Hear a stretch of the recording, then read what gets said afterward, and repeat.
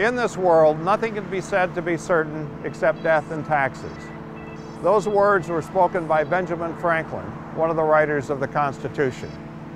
I'm standing outside the headquarters of the government agency that represents taxes. It's the headquarters of the Internal Revenue Service.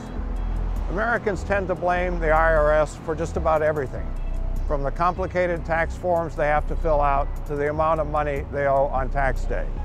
A recent poll found that the IRS is the most hated of the federal agencies. It received twice as many hates as the next closest agency. The IRS is part of the federal bureaucracy. It's one of several hundred federal agencies. Each of those agencies is created by the Congress and funded by it. And that's the rub from the perspective of a federal agency. They get criticized for the programs they run, but they're created by Congress.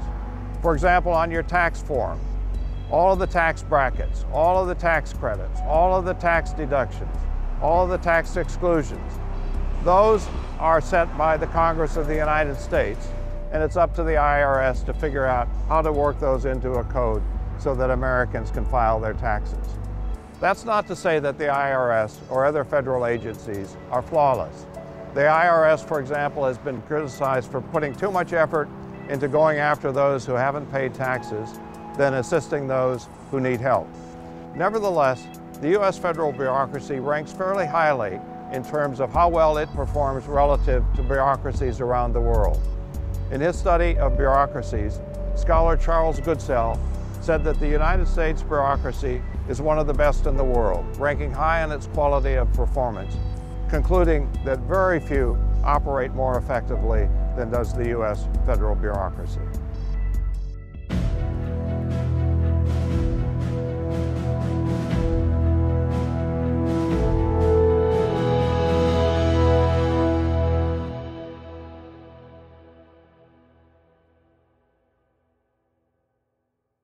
In this session, we're going to look at the structure of the federal bureaucracy. We're also going to take a look at how the bureaucracy operates and the sources of its power in those operations. And then we're going to address an important question, the democratic challenge. Bureaucrats are unelected, and yet they wield power. So how do you hold the bureaucracy accountable? And we'll end up this session by looking at a case that illustrates the challenge of holding the bureaucracy accountable. Now, even though the word bureaucracy might lead you to think of government, it refers to a particular type of organization. As an organizational form, bureaucracy has the following characteristics: hierarchy, division of labor, formal rules. Thus, a college or a university is a bureaucracy. It has hierarchy. President at the top, the deans, department chairs. It has a division of labor, faculty, admissions officers, building maintenance crews. And it has formal rules. You can't take an advanced Calc course until you take the basic one. You can't stay in college unless you maintain a certain GPA. Hierarchy, specialization, and rules, those characteristics of a bureaucracy, are the things that make it possible for organizations to take on large and complex tasks. You couldn't run a large university, perhaps not even a small college, if it wasn't a bureaucracy. You certainly couldn't have a space program without a bureaucracy. People in charge, technical experts, and rules governing safety, design, and the rest. That's why you find bureaucracy nearly everywhere where large and complex tasks are conducted, whether in government or in a corporation like Apple or General Motors. Yet the same things that make the bureaucratic form of organization efficient can also make it less than fully responsive. Bureaucracies operate on a basis of rules, which can be a source of rigidity and delay. Perhaps you've been to the Department of Motor Vehicles. You've just moved into a state, and you're trying to get your driver's license. You get to the head of the line, and you don't have any proof that you're a resident. You're staying with friends, so you don't have a signed lease to prove your residency. You're going to be turned away. Now, in looking at the federal bureaucracy, we'll examine both the things that it does poorly, where rigidity gets in the way of the proper functioning of the bureaucracy, and what it does well. Before we dig in, I want to ask you a question that we'll come back to later in the session. When there's a major problem of bureaucratic accountability, do you think it's typically the result of a bureaucratic agency acting on its own, or a bureaucratic agency acting with the support of a set of powerful lawmakers and groups? Keep your answer in mind. Let me say a few words about the organization of the federal bureaucracy. The federal bureaucracy is made up of several hundred agencies. One type is the cabinet or executive department. There are 15 in all, such as the State Department, the Department of Defense, the Department of Justice. It also includes independent agencies like NASA and the Postal Service. Many of these independent agencies are quite large, but they're separate from the departments because their missions generally are narrower, and to put them in a department might compromise their mission. And then there are regulatory agencies, such as the Securities and Exchange Commission, which overlooks the stock and bond markets, the Environmental Protection Agency, which sees that businesses do not pollute the air and the water. There are government corporations, such as the Federal Deposit Insurance Corporation, which insures savers' deposits. They're characterized by the fact that they charge for their services, and they have a governing board. And in that sense, they look like a private corporation, but they do not seek to make profits. And finally, there is the Presidential Commission, which is a special task force created by the President to study and draw attention to a particular problem. An example is the Presidential Commission that President Trump set up in 2020 to examine declining public trust in police. Now, it clearly takes a lot of people to run the federal government's several hundred agencies. There are, in fact, less than 3 million federal workers. And if you look over time at that number, it hasn't changed very much in recent decades. But that's a little bit misleading because increasingly the government has contracted out some of its work. In Afghanistan, for example, where the United States has been since 2001, throughout most of that period, there have been more federal contractors in Afghanistan than there were American troops. And the contractors were providing such things as food services, construction, and even security. Now, most federal employees hold what are called merit positions, meaning they got their job by qualifying for it. They took a civil service exam and scored high, or they took the Foreign Service exam and scored high, or they had special qualifications, like the attorneys in the Justice Department, or the doctors in the Public Health Service, or the National Institutes of Health. More than 90% of federal employees are in merit positions. Less than 10% hold patronage appointments, meaning they're appointed politically. The heads of the executive agencies, for example, are presidential appointees. Many are skilled, they're qualified, but they're appointed in part because of their political loyalty to the president. Congressional staff are another example of exempt employees. They're picked by the members of Congress, and they do not have to go through any kind of testing or qualification procedure. Now, bureaucrats are appointed. They're not elected. And yet they have considerable power over policy. Their primary role is policy implementation, which refers to the process of carrying out the decisions of Congress, the President, and the courts, as when the Department of Transportation oversees federal highway construction projects funded by Congress. Policy implementation might seem straightforward, and sometimes it is, as in the case of mail delivery or the sending out of monthly Social Security checks. But in other cases, bureaucrats have wide latitude in determining how the law will be carried out. Think, for example, about the U.S. Park Service. Now, it's charged with administering the national parks. Collectively, our national parks cover 80 million acres. That's an area bigger than all but 4 states. It's bigger than the entire state of Colorado. It's bigger than the entire state of Michigan. Now, Congress has charged the Park Service with what's called a multiple use policy. It's responsible for keeping the parks for recreational purposes, but also for allowing logging, mining, and grazing. Now, there's a lot of discretion that goes with those decisions. Who makes them? Who decides whether a swath of timber in a national park will remain wild, conserved, or whether it will be open to a logging company, and at what price and on what terms? Those policy choices are made by career bureaucrats.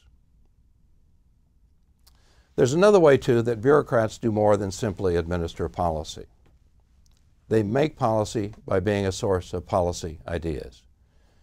In today's world of complex policy problems and options, knowledge is a real source of power. To decide, you must first know. So where is knowledge embedded in the government? Well, members of Congress are generalists. They get some expertise out of serving on committee.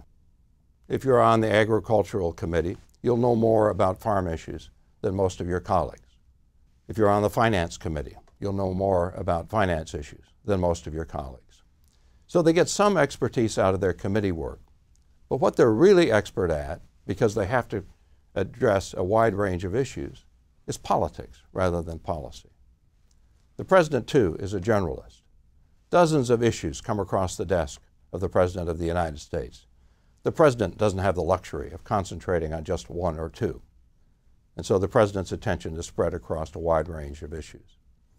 In contrast, federal bureaucrats are specialists.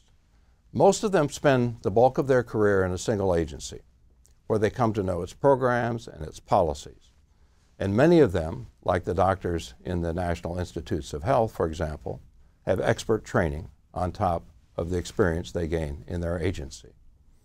Now, the bureaucracy is where most of the knowledge in the federal government is embedded, and that gives bureaucrats an important voice in shaping public policy. They have expert knowledge that's invaluable in deciding how best to deal with complex policy problems. But here's the problem. Bureaucrats are deeply committed to the interests of their agency. They're biased, not in the partisan sense of being Republican or Democratic, but in the sense of commitment to their agency.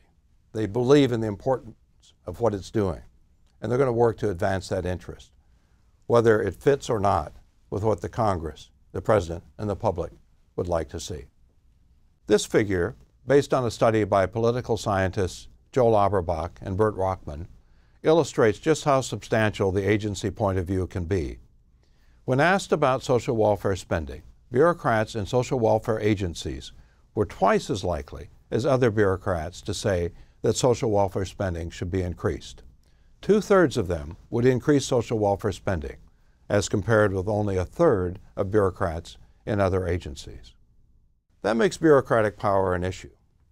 Bureaucrats are not elected to act in the people's name. They're not like a member of Congress who can be held accountable at the next election. Bureaucrats hold jobs through administration after administration, through Congress after Congress, and yet wield influence. So how do you hold them accountable? How do you get them to act in terms of the nation's broader interest rather than their agency's narrower interest? Well, most of that accountability occurs through the President and the Congress. The top appointee in every federal agency, for example, is a presidential appointee, such as the Secretary of State, who heads the State Department, or the Director of the Central Intelligence Agency. Presidents also exert control in other ways. For an agency to get its budget approved, or if it has a policy idea to get it forward to Congress, it must be cleared by the Office of Management and Budget. You may recall that OMB is part of the Executive Office of the Presidency, the President's personal bureaucracy. Actions coming out of the agency must be cleared by the OMB to make sure they're consistent with the President's objectives before they can go forward. Now, these are important checks on the bureaucracy, but they have limits. For example, most of the presidential appointees who head the various agencies are much less knowledgeable about the agency's programs and policies than the career bureaucrats they oversee. So they have to turn to those career bureaucrats for information to understand the agency. That's a weak position for someone at the top of an organization to be in. Congress, too, has ways of checking the bureaucracy, none more so than the fact that it controls each agency's budget. Each year, agencies have to go before Congress to defend their budget and programs. But here again, there are limits. Oversight of federal agencies is only one part, and not by any means the largest or most important part of the job of a member of Congress. Plus, there are several hundred agencies, and they collectively spend more than $3 trillion. There's no way in the world for Congress to oversee everything that the federal bureaucracy does. And it's a reason that congressional oversight of the budget focuses on new spending, That makes it more manageable.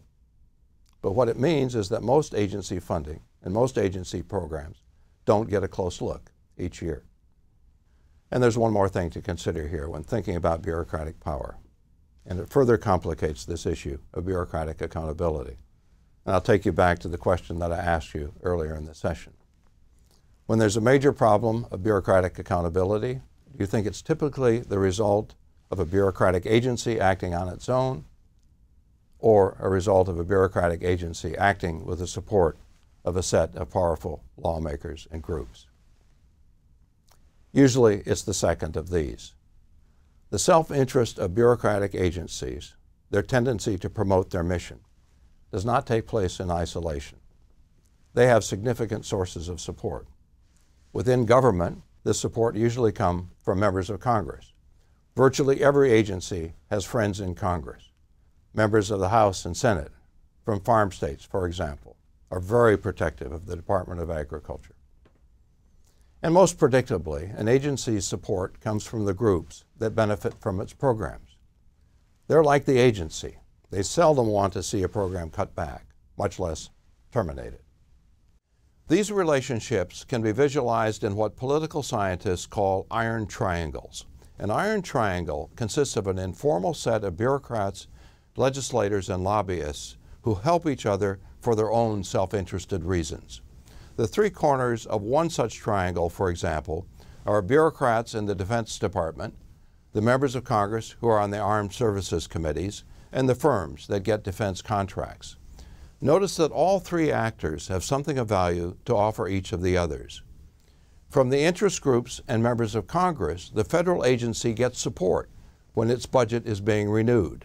In turn, the agency runs programs that can be a source of votes for the members of Congress and that provide direct benefits to the interest groups. Let's look at a case that illustrates these connections between groups, members of Congress, and federal agencies. The case is the F-22 fighter jet, called the Raptor. Now, the Raptor was authorized in 1986 while the Cold War was still underway. The estimated cost was to be $26 billion for 750 jet fighters, $55 billion in today's dollars. The main advocate of the F-22 was the Department of the Air Force. It argued that it needed the fighter jet to stay ahead of the Soviet Union and China, even though they had nothing to compete with the Air Force then current fighter jets, the F-15 and the F-16. One other fact to note, the United States had not fought an air-to-air war since the Korean War, more than 3 decades earlier. A decade later, by the late 1990s, cost overruns on the F-22 were such that only half as many planes could be bought with the money that had been authorized. In addition, the Soviet Union had collapsed, and with it the prospect that it would build an advanced fighter jet that could compete with what the United States had in its arsenal. And the Korean War was now nearly 50 years in the past, and there was nothing on the horizon to suggest that an air war was imminent. So in 1999, the House of Representatives decided that the need for the F-22 was not strong enough and moved to kill the program.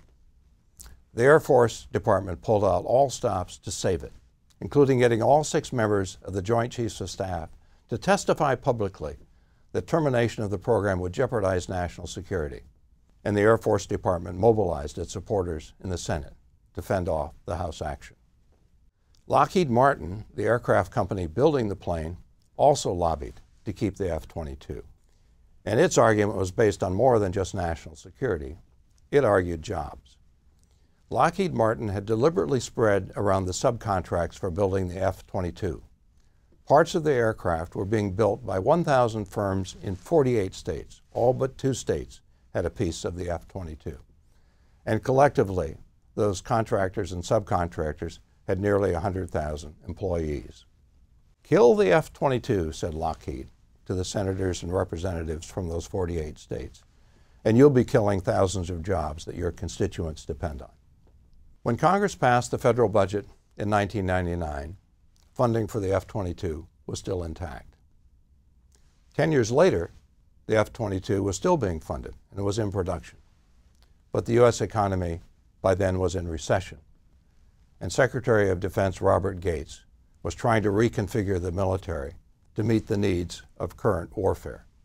He wanted aircraft that had a dual capacity, that could serve both as fighter jets and in ground support of U.S. troops. So Gates proposed that the F-22 program be terminated.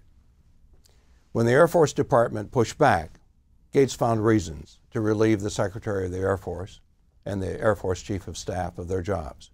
They were two of the F-22's strongest advocates. Finally, in 2009, nearly a quarter of a century after the program was started, the F-22 failed to get enough votes in Congress to keep the program alive.